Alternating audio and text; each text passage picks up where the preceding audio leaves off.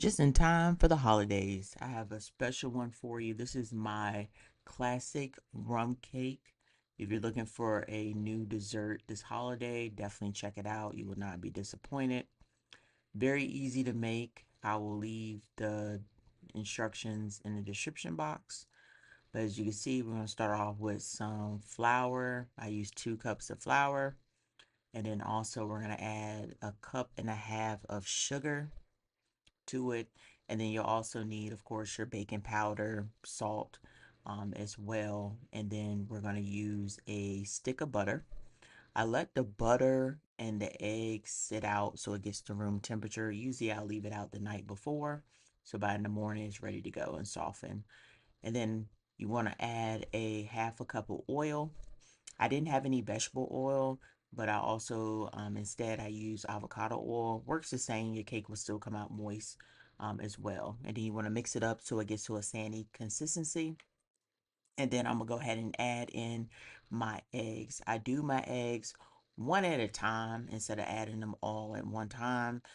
Tends to come out better that way. So as you can see, I'll add them in one at a time. And then once I add my eggs, then we're also going to add a half a cup of milk. I use whole milk for this recipe. Also, I try to let it sit and get to room temperature as well for the milk. And then, of course, the most important part of the recipe, we're going to add our rum. I use a dark rum for this, for my rum cakes.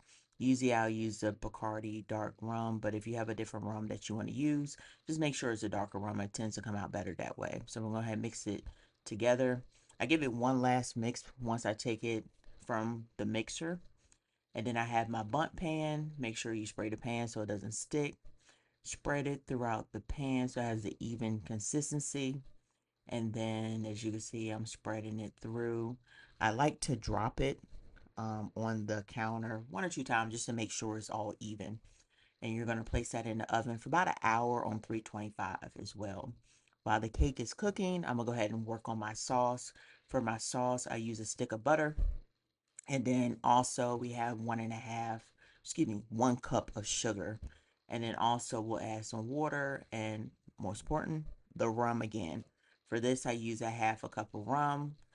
Um, Mix it all together, let it come up to a boil to cook the alcohol out, and then let it simmer till it gets to a nice sauce. The cake should be ready to go. Take the cake out of the oven, let it cool down for a little bit, and you're going to want to take some long cocktail toothpicks, poke your holes throughout the cake, and spread the sauce throughout the cake on both sides as well.